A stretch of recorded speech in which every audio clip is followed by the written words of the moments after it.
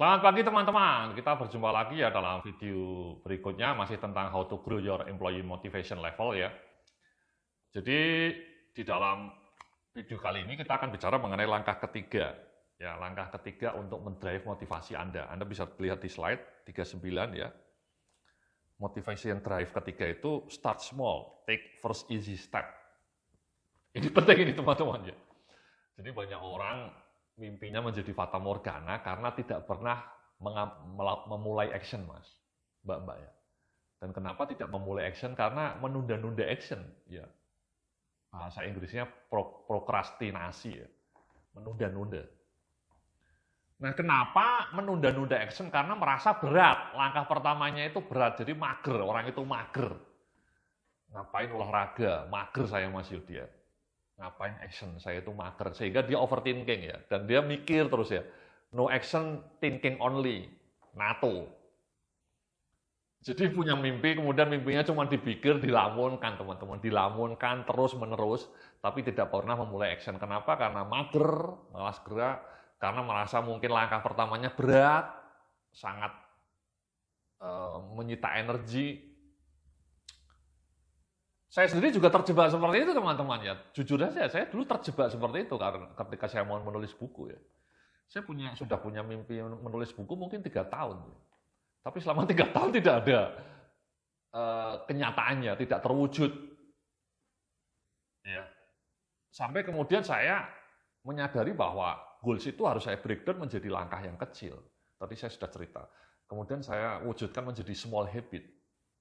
Ketika saya berhasil menemukan small habit itu, boom, ya, efeknya powerful, dahsyat dampaknya. Menurut saya, sebenarnya cara untuk orang sukses itu sederhana, teman-teman. Tadi Anda rumuskan goals Anda, tapi yang jauh lebih penting, rumuskan action plan Anda secara konkret dan simple.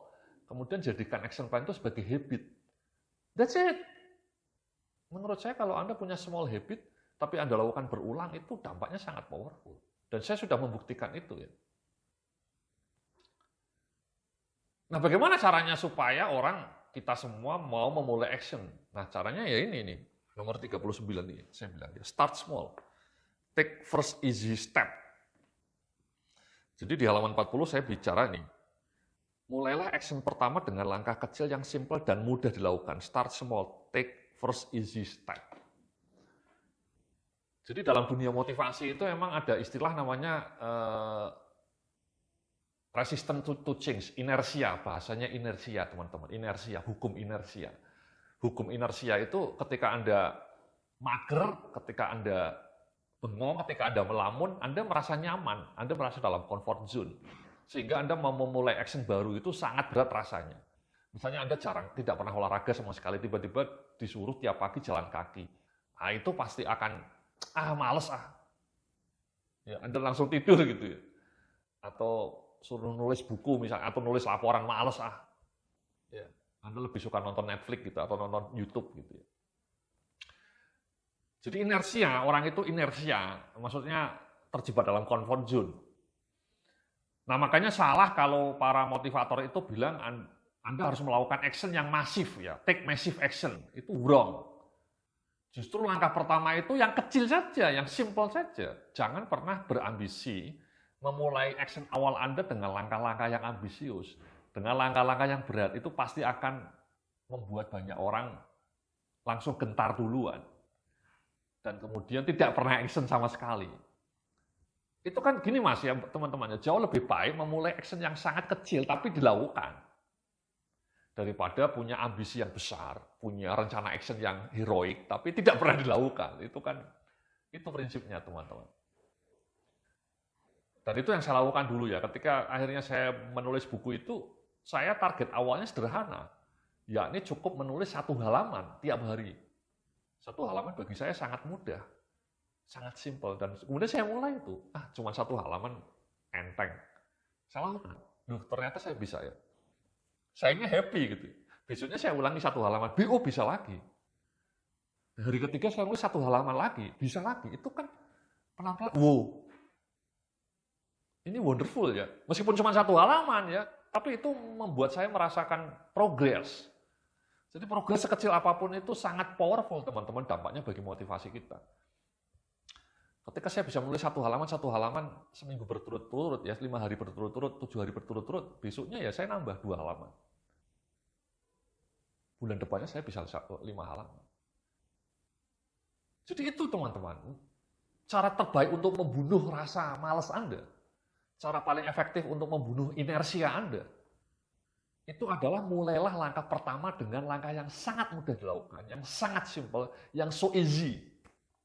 Sehingga seolah-olah Anda tidak butuh waktu, tidak butuh energi banyak untuk melakukannya. Ya, karena sedemikian mudahnya. Ya sama seperti ketika saya kadang-kadang mau menulis laporan ya untuk klien saya, kadang-kadang malas juga ya. Aduh malas, besok aja lah, besok aja. Tapi saya punya prinsip tadi, mulailah langkah pertama dengan easy. Saya kemudian tetap duduk di depan laptop, saya langsung punya mental dan dalam pikiran saya, pokoknya saya nulis minimal 1 slide. Saya akan bikin laporan dalam bentuk slide misalnya. Males gitu ya. Tapi saya memulai langsung punya prinsip, mulailah langkah pertama dengan langkah yang simple. Ya sudah, saya langsung punya target simple. Pokoknya hari ini saya harus bikin 1 slide saja. Minimal 1 slide untuk klien saya. 1 slide kan sangat mudah teman-teman. Just 1 slide gitu ya. Nah biasanya keajaiban terjadi ketika saya kemudian bisa membuat 1 slide. Loh kok sangat mudah. Ya saya lanjutkan slide kedua, slide ketiga, dan biasanya kadang-kadang target awal 1 slide itu bisa jadi 5 slide atau bahkan 7 slide. Dan itu ada progres. Itu teman-teman ya. Jadi cara terbaik, sekali lagi cara terbaik untuk mengalahkan rasa malas Anda itu mulailah langkah awal dengan dengan target yang sangat simpel, yang sangat mudah. Bahkan mungkin cukup waktu 5 menit saja melakukannya atau bahkan 3 menit. Ya ini saya bilang nih di slide nomor 41 ya. Studi menemukan bahwa kita acap malas dan tidak termotivasi untuk melakukan action awal. Mager ya. Maka untuk menaklukkan rasa malas ini, rumuskan langkah awal yang simpel dan mudah dilakukan. Misal cukup lakukan langkah awal untuk action selama 5 menit saja. Bikin action awal yang mudah dan simpel. Bahkan beberapa pakar mengatakan 2-minute rule, ya aturan 2 menit.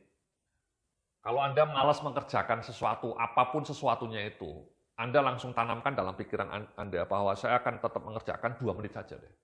2 menit yang paling mudah saya lakukan. Ya, tadi saya bikin 1 slide itu kan cukup 2 menit. Saya buka laptop, kemudian bikin 1 slide. Ya mungkin 5 menit lah selesai. Loh kok bisa? Kemudian ya saya lanjutkan. Sama dulu kan tadi saya cerita, ketika saya mau nulis buku, ya itu saya punya target yang sangat simpel. Yakni saya cukup 1 hari bikin 1 halaman. Kalau Anda merasa masih susah, bikin setengah halaman saja. Bahkan pakarnya mengatakan kalau setengah halaman masih susah, bikin cukup 1 paragraf. Satu kalimat. Jadi kalau Anda mau bikin laporan, mau bikin apapun laporannya untuk kantor Anda malas, Anda tanamkan mentalitas 2 menit itu, aturan 2 menit atau aturan 5 menit.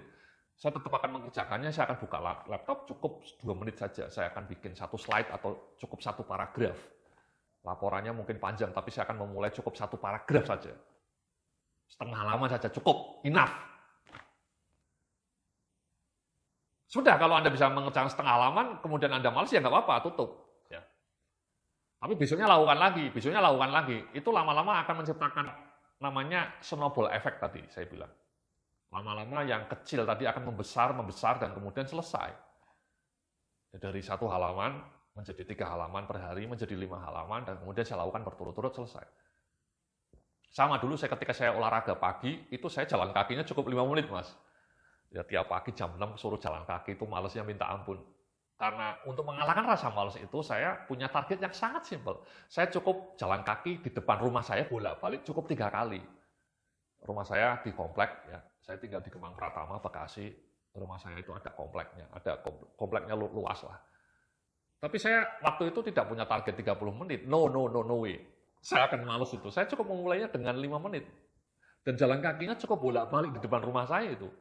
Sekitar 20 meter itu teman-teman. Bolak-balik cuma 3 kali, selesai, ya sudah, pulang. Biasanya saya lakukan lagi, 3 menit lagi, 5 menit, cuma 5 menit ya 3 kali putaran. Tapi di hari ketiga, di hari keempat, saya menemukan efek momentum namanya. Efek momentum itu hukum fisika juga. Begitu Anda bergerak, ya, ada hukum fisik, hukum kuantum, ya, hukum Newton. Begitu sebuah benda bergerak, maka biasanya pergerakannya akan makin cepat. Jadi Anda males itu hanya di awal saja, Mas. Seperti ibaratnya kereta api, ya. Anda lihat kereta api itu ketika pertama kali berangkat itu kan pelan, berat, abot gitu ya, remat. Itu persis seperti kita. Kita itu untuk memulai langkah pertama rasanya malas, mager, berat. Tapi begitu once Anda bergerak, kereta api itu begitu bergerak, itu kan ketemu efek momentum, Mas. Teman-teman ya, Mbak-mbak ya. Begitu bergerak, cepat. Dan kemudian menggulung, menciptakan efek momentum. Dan itu yang terjadi berkali-kali dalam kehidupan saya. Saya menulis 1 halaman, kemudian menemukan efek momentum. Akhirnya 5 halaman tiap hari nggak kerasa. Jalan kaki tadinya cukup 5 menit. Berat. Bolak-balik cuma 3 kali, tapi saya lakukan terus-menerus, saya menemukan efek momentum. Dan kemudian sekarang 30 menit nggak kerasa.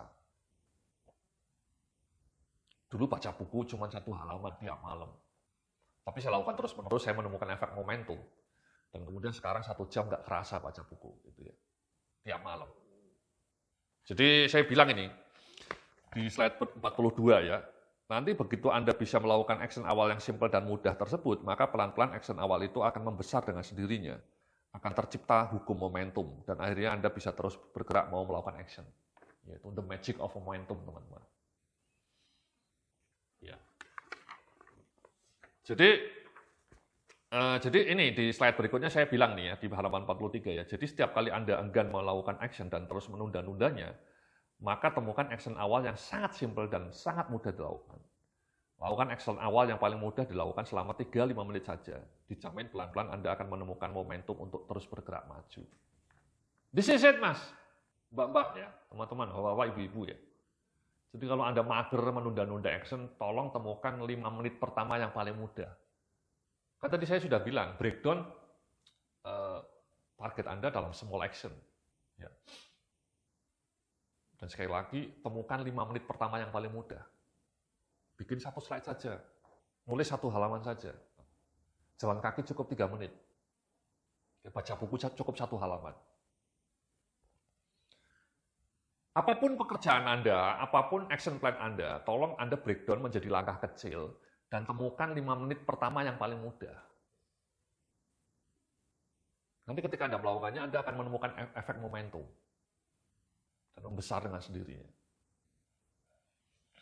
Ya, sama ini seperti bikin video. Ini kan kalau saya membayangkan harus bikin 100 video itu kan overwhelmed, teman-teman. Wow, banyak banget 100 video, capek lah. Atau saya dulu nulis 20 buku misalnya. Atau 10 buku saja, kalau satu buku 200 halaman kan saya harus menulis 2000 halaman. Berat sekali. Kayak naik gunung gitu ya, naik Mount Everest. Tapi ketika itu di breakdown menjadi langkah-langkah kecil, step by step, one by one, cukup 1 halaman, cukup 1 halaman. Cukup 1 video per hari saya rekaman kayak gini. Ya lama-lama nanti akan tercapai itu momentum. Ya. Jadi gitu teman-teman. Anda temukan, sekali lagi, rumuskan langkah yang paling kecil yang mudah dilakukan 5 menit pertama, hukum 5 menit pertama ya. Lakukan 5 menit pertama yang paling mudah apapun pekerjaan Anda. Nah kemudian kalau Anda sudah menemukan momentum, Anda lakukan sesuai rutinitas ya. Jadikan habit. Dan kemudian tiap sore Anda syukuri. Itu powerful teman-teman. Itu sebenarnya kunci untuk mengubah nasib itu sesederhana itu. Anda rumuskan action plan yang kecil, yang konkret, yang simple, kemudian Anda lakukan tiap hari, jadikan habit, lakukan di jam yang sama. Kemudian kalau Anda berhasil melakukannya, Anda syukuri, Anda rayakan kemenangan kecil Anda itu, Anda akan menemukan sense of progress, rasa kemajuan. Dan itu elemen motivasi yang paling powerful. Ya lama-lama nanti Anda akan mendapatkan dampak yang wow, yang setara membahana. Oke? Jadi itu langkah ketiga ya. Nah, langkah berikutnya ini teman-teman ya. Langkah berikutnya di slide berikutnya ini motivation drive keempat ini create conducive context. Ya, ciptakan lingkungan yang kondusif. Ya, jadi banyak perubahan terjadi karena lingkungan yang menentukan pola perilaku kita. Ini contohnya nih ya di di halaman 45 saya bilang, lingkungan dan situasi sekitar Anda atau konteks itu sebenarnya amat menentukan pola perilaku Anda. Ya. Sangat itu teman-teman. Misalnya, ada studi menemukan bahwa orang-orang remaja yang teman-temannya perokok, itu pasti kemungkinan besar akan menjadi perokok juga. Jadi teman-temannya yang merokok itu akan sangat mudah menularkan perilakunya. Sebaliknya, dalam sebuah studi juga ditemukan kalau misalnya Anda di kantor punya teman-teman yang rajin olahraga, itu biasanya juga Anda akan terdorong untuk rajin olahraga. Misalnya sekarang ada banyak klub goes, ada banyak komunitas goes, itu sangat bagus. Orang-orang menjadi ikut-ikutan untuk sebuah perilaku yang bagus. Jadi sikap latah, sikap tiru-meniru itu sebenarnya banyak manfaatnya kalau ditujukan untuk good behavior. Misalnya, ya goes itu, menurut saya goes itu perilaku yang luar biasa. Sekarang kalau saya ke Jakarta tiap pagi, itu di Sudirman tuh pasti ada banyak orang rombongan naik goes. Di Jakarta, di Surabaya, di Semarang, itu pasti banyak rombongan goes sekarang. Dan itu menurut saya karena pengaruh lingkungan juga, pengaruh situasi. Ya, karena ada rombongan goes, orang kemudian ikut-ikutan latah, dan fine. Kan latah untuk kebaikan itu sangat disarankan, teman-teman. Bayangkan kalau semua orang berlomba-lomba untuk olahraga. Bayangkan kalau semua orang berlomba-lomba untuk hidup sehat. Bayangkan kalau semua orang latah untuk berbuat kebaikan. Itu kan dunia menjadi lebih baik. Contohnya goes tadi ya. Tapi ada studi lain, teman-teman. Misalnya studi lain menunjukkan kalau Anda punya teman kantor yang suka ngemil, maka Anda juga akan ikut-ikutan suka ngemil. Bahkan ada sebuah studi yang menunjukkan kalau Anda punya teman kantor yang gemuk, kemungkinan besar Anda akan ikut-ikutan menjadi gemuk. Itu luar biasa dampaknya, perilaku, situasi sekitar. Contohnya lain, misalnya saya tinggal di Kemang Pratama ya. Rumah saya dekat masjid ya. Masjid itu dekat rumah saya, paling 50 meter. Otomatis saya terdorong untuk rajin ke masjid. Itu kan situasinya sangat nyaman ya. Jadi memang situasi itu kadang-kadang menjadi faktor yang maksudnya situasi itu tidak mudah ditemukan ya, tidak semua orang punya rumah yang dekat masjid ya. Jujur saja kalau misalnya masjid di rumah saya itu jaraknya 5 kilo dari rumah saya, mungkin saya tidak akan terdorong untuk rajin ke masjid. Tapi karena masjidnya hanya sekitar 100 meter lah ya. Ya saya jadi rajin ke masjid. Contoh lainnya misalnya saya juga hobi renang ya. Selain jalan kaki, saya tuh hobi renang. Saya tiap sore, kalau tidak ada kerjaan di klien, saya WFH, sampai hari ini saya masih WFH. Jadi kalau sore itu saya selalu renang. Nah, kenapa saya mau renang? Motivasi saya untuk renang itu ada. Simple, Mas. Karena situasinya, ya ini apa? Kolam renangnya jaraknya dari rumah saya cuma 300 meter. Di kompleks saya ada sport area 300 meter. Itu yang membuat saya mau renang. Motivasi saya untuk renang itu ada. Bayangkan kalau kolam renangnya jaraknya 10 kilo dari rumah saya, no way. Saya tidak akan mau rajin renang. No way. Jadi itu teman-teman ya, situasi-situasi sekitar itu sangat mendorong orang untuk berbuat kebaikan atau keburukan. Contohnya misalnya Anda kantornya dekat mall, itu malah buruk menurut saya. Kenapa? Karena pasti orang-orangnya ketika istirahat makan siang ke mall, makan di mall, sehingga boros. Atau kantor Anda dekat dengan kafe kopi kenangan misalnya, yang lagi happening. Pasti itu orang-orang yang kantornya dekat dengan kopi kenangan, itu cenderung akan terdorong motivasinya untuk rajin minum kopi kenangan. Itu sudah ada penelitiannya teman-teman, ya itu sudah ada penelitiannya semua. Jadi brand-brand itu cerdik juga, mendekatkan dirinya dengan Anda, supaya Anda menjadi makin rajin beli produk mereka. Iya. Atau sekarang HP ya, HP Anda sekarang ada aplikasi Tokopedia, aplikasi Shopee, aplikasi GoFood. Itu situasi juga teman-teman. Ya, ada penelitian yang menunjukkan bahwa kalau Anda punya aplikasi e-commerce seperti itu, ya Anda cenderung akan belajar lebih tinggi. Atau ada sebuah studi yang menunjukkan aplikasi keuangan seperti Bybit, ya Stockbit, aplikasi investasi itu mendorong orang untuk lebih aktif trading. Jadi gara-gara HP Anda terdorong untuk boros belanja, boros trading, boros macam-macam. Karena mudah ya HP Anda dalam genggaman Anda. Anda rajin nonton video YouTube, rajin buka medsos itu ya karena gara-gara HP ya. Itu kan situasi teman-teman. Dulu sebelum ada HP ya kita nggak pernah kecanduan gadget.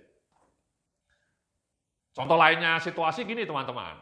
Di rumah saya itu selalu di meja itu ada air putih. Saya selalu bilang sama istri saya di meja itu tolong selalu sediakan air putih sama buah. Sehingga tiap hari saya selalu minum air putihnya banyak. Karena di meja itu selalu sudah tersedia 1 liter air putih. Jadi saya tinggal minum. Dan kemudian selalu ada buah. Buahnya belimbing, kadang-kadang pir, kadang-kadang salak. Jadi saya selalu bilang pada istri saya, taruh buah di meja makan rumah kita. Jangan makanan yang manis, ciki, snack itu nggak boleh di rumah saya. Coklat atau misalnya makanan roti yang penuh dengan gula, itu jangan jauhkan dari pandangan mata. Dan memang ternyata ada penelitiannya teman-teman. Penelitiannya menunjukkan bahwa Anda akan cenderung menjadi makan lebih sehat kalau di ruang makan rumah Anda itu ditaruh makanan-makanan sehat, buah atau air putih. Situasi simpel seperti itu akan mendorong Anda untuk rajin minum air putih, makan buah. Sebaliknya, ketika rumah Anda dipenuhi dengan makanan-makanan junk food, dengan minuman-minuman yang banyak gulanya, otomatis Anda akan juga lebih rajin makan makanan yang tidak sehat. Jadi penelitinya mengatakan cara membuat Anda makan sehat itu mudah. Jauhkan makanan yang tidak sehat dari pandangan mata Anda. Simpan itu di belakang lemari, di depan dapur belakang. Sebaliknya, dekatkan minuman yang sehat, misalnya air mineral, dan buah-buah di depan mata Anda, jangkauan mata Anda. Itulah kenapa di Google itu sekarang dilarang minuman soda, ya, Coca-Cola, minuman-minuman kayak gitu itu ditaruh paling belakang, nggak boleh di depan. Yang ditonjolkan di depan adalah air mineral atau jus tanpa gula yang sehat. Jadi mengubah perilaku itu mudah teman-teman. Kalau Anda di kantor, kalau bisa ketika di koridor-koridornya itu kasih air putih yang banyak dan buah. Kalau meeting camilannya buah juga. Jangan camilannya itu aneka kue yang manis itu, yang tidak sehat. Ya, itu kan kue semua manis. Minumannya gula pakai manis atau kopi sase gitu ya. Kopi sase, Indocafe, Torabika itu kan gulanya banyak. Apalagi yang minuman kaleng, kopi sekarang kan dalam kaleng banyak sekarang ya, dalam botol itu kan gulanya banyak sekali. Gula itu kan sangat tidak sehat teman-teman. Jadi minum air putih saja. Saya tiap hari minum sekitar 9 gelas air putih. Ya, kenapa? Karena mudah dijangkau air putihnya, ada di depan saya. Dan saya makan buahnya banyak, karena tiap hari di meja saya ada banyak buah. Bukan gorengan, bukan camilan yang tidak sehat. Jadi ini ya teman-teman ya, maka di halaman slide berikutnya ini saya bilang, maka ciptakan situasi atau kondisi sekitar agar mampu mendukung perilaku positif Anda. Tadi perilaku positifnya ya, misalnya ya, rajin olahraga karena ada temennya rajin goes. Kita minum air putih lebih banyak karena di meja sekitar kita lebih banyak air putih. Ya, jauhkan kopi sase yang tidak sehat itu dari jangkauan mata. Ya. Oke, nah makanya di halaman 47 nih saya bilang nih ya, contoh mengubah situasi sekitarnya sederhana tapi powerful. Misal Anda ingin lebih rajin makan dan minum sehat, maka cukup Anda dekatkan camilan aneka buah dan air mineral yang banyak di dekat meja kerja Anda. Dan jauhkan snack dan atau minuman yang tidak sehat dari jangkauan mata Anda. Ini yang tadi saya ngomong, ya 47 ya. Jauhkan gorengan, camilan-camilan yang tidak sehat. Sebaliknya dekatkan air mineral. Jadi saran saya, kalau Anda kerja di kantor, Anda siapkan 1 liter air mineral itu di dekat meja Anda. Jadi Anda tiap hari harus menghabiskan air mineral itu. Di halaman 48 nih saya cerita studi ya. Studi menunjukkan konsumsi air mineral yang sehat akan meningkat drastis ketika ada banyak minuman mineral siap saji didekatkan ke meja kerja para pegawai. Mendekatkan air mineral ke meja kerja para karyawan adalah contoh mengubah situasi sekitar demi perilaku yang lebih positif. Ya, jadi seperti itu teman-teman ya. Maksud saya, itu contoh sederhana. Contoh lainnya banyak tadi misalnya goes ya. Kalau Anda punya teman-teman yang rajin goes, fine. Anda bisa ikut-ikutan goes. Atau contohnya misalnya Anda mau lebih rajin banyak baca buku ya. Kalau bisa kantornya punya perpustakaan buku gitu ya, perpustakaan ya. Rumah saya punya perpustakaan besar ya, di lantai 2 saya punya rak buku yang sangat banyak, sampai 1000 buku, koleksi buku saya. Itu kan situasi. Ya. Sebaliknya Anda harus menjauh dari orang-orang yang perilakunya tidak sehat. Kalau Anda punya teman merokok, ya jauhi gitu ya, kan asapnya juga sangat berbahaya. Kalau Anda punya teman yang rajin ngemil, boros belanja online, itu kalau bisa jaga jarak gitu ya. Jangan terlalu dekat dengan orang-orang yang boros belanja. Nanti Anda ketularan. Jangan dekat dengan orang-orang yang rajin makan gitu ya. Nanti Anda ketularan rajin ngemil. Oke, jadi di halaman 49 ini saya bilang ya, orang yang di atas hanya sampel saja. Anda harus bisa mendesain beragam situasi sekitar lainnya agar lebih kondusif dan mampu mendorong perilaku yang positif. Ingat, konteks sekitar Anda itu amat mengaruhi pola perilaku Anda. Ini teman-teman ya, jadi banyak orang lupa bahwa situasi itu yang mengubah perilaku. Banyak orang bilang ya tergantung orangnya Pak Yudhya, tergantung orangnya. Enggak juga. Enggak teman-teman. Situasi itu sangat punya dampak powerful terhadap perilaku Anda. Contohnya pengendara sepeda motor di Indonesia itu sebagian ugal-ugalan bukan karena orangnya, saya yakin. Karena situasinya. Kenapa situasinya di Indonesia itu emang jalannya kan tidak, maksud saya dibebaskan sedemikian rupa ya. Kenapa? Karena saya yakin orang-orang yang punya sepeda motor ugal-ugalan itu, kalau dipindah ke Singapura, suruh naik mobil di Singapura, ya dia akan menjadi driver yang santun. Jadi pengendara sepeda motor ugal-ugalan karena situasinya apa ya? Dia naik sepeda motor. Kalau orang ini diubah situasinya naik mobil di sebuah kota lain yang tertib, misalnya di Singapura, saya yakin orang yang dianggap ugal-ugalan ini akan berubah total menjadi sopir yang tertib, sopir yang disiplin. Kenapa? Karena situasinya apa? Situasinya dia sekarang naik mobil dan kemudian ada di Singapura yang ketat, yang jalannya sudah teratur. Atau paling tidak dia suruh naik mobil di tol deh ya. Dia pasti akan tertib. Jadi situasinya berubah. Jadi situasi yang berubah itu dengan segera mengubah perilaku orang.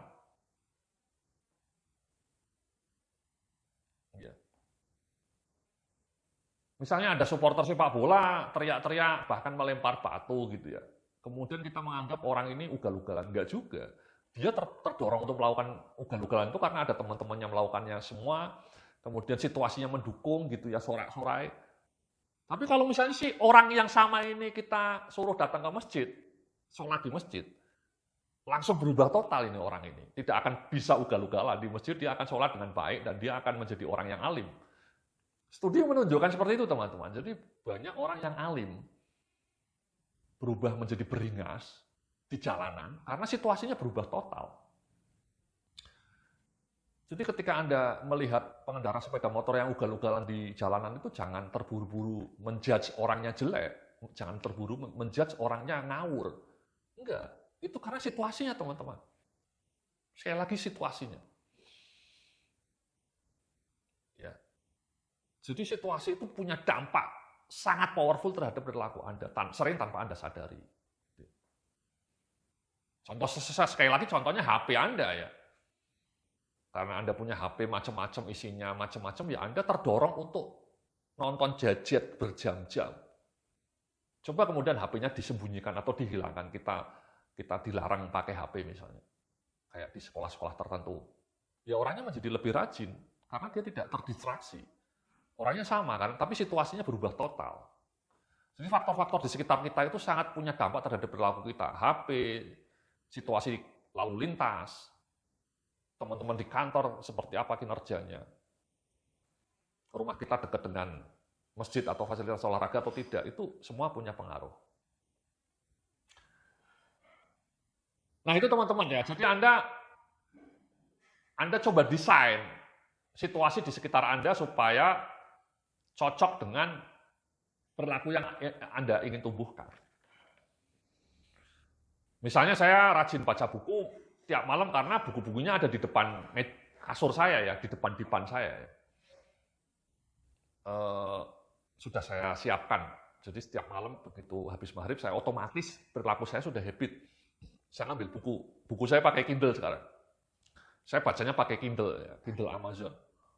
Saya sudah setahun ini tidak lagi baca buku fisik. Saya karena rumah saya sudah terlalu penuh dengan buku, ada 1000 buku, jadi sudah nggak muat rumah saya. Karena rumahnya sudah tidak muat, ya saya beli Kindle, tapi nyaman juga ya, enak.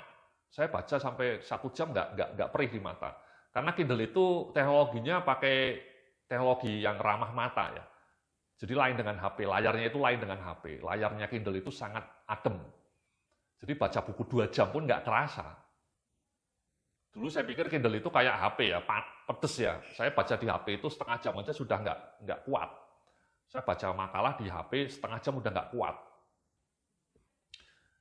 Karena memang teknologi layarnya kan berwarna ya, full color. Jadi di mata jelek. Kalau Kindle itu black and white.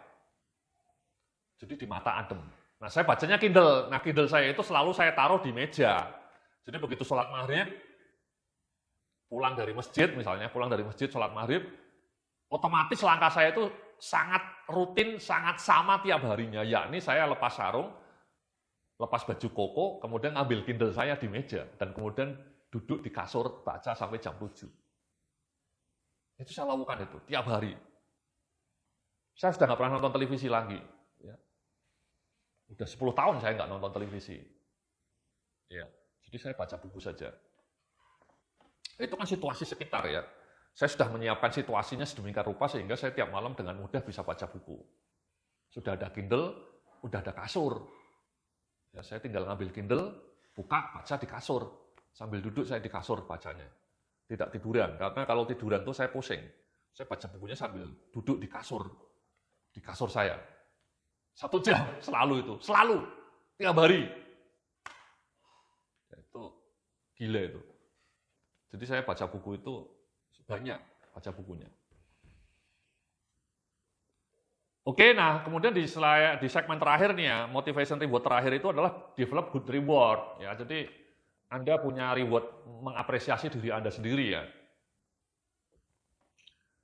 Misalnya saya nih ya, suka kalau misalnya seminggu saya bisa menulis buku ya, saya reward pada diri sendiri, saya beli kopi. Saya beli kopi di Starbucks ya, atau di kopi kenangan tanpa gula ya, cappuccino tanpa gula. Kemudian beli bakpao. Itu namanya self treatment ya, self reward. Jadi hari Sabtu itu kalau saya 5 hari berturut-turut bisa menulis buku dengan baik, saya bilang ke diri sendiri, saya akan menghadiahi diri saya sendiri dengan secangkir kopi cappuccino, kopi kenangan atau Starbucks dan 1 bakpao. Itu nikmatnya minta ampun mas. Bakpaonya kacang tanah, ya enak. Di dekat rumah saya ada GoFood jual bakpao. Saya beli kacang tanah, makan habis itu minum kopi. Aduh nikmat sekali itu. Nah itu reward seperti itu menyemangati diri saya ya. Ya, supaya saya terus maju menulis buku dan akhirnya bisa bikin 12 buku. Tapi rewardnya kadang-kadang seperti ini teman-teman. Misalnya saya habis renang ya, saya itu sangat menikmati renang. Saya itu sangat suka dengan renang. Renang itu bagi saya healing. Saya tiap sore renang jam 4 tadi saya cerita. Itu habis renang itu nyaman, ya segar gitu. Saya kemudian duduk di kolam renang, pinggir kolam renang melihat pohon-pohon. Kolam renang di rumah kompleks saya sekitarnya pohon-pohon. Bagus, kolam renangnya bagus. Pohon-pohonnya rindang, pohon-pohon beringin, pohon-pohon besar itu.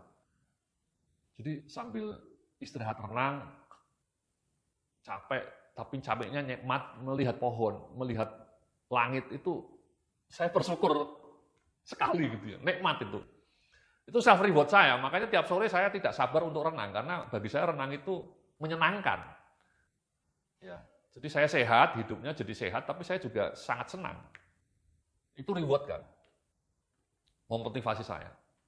Ya.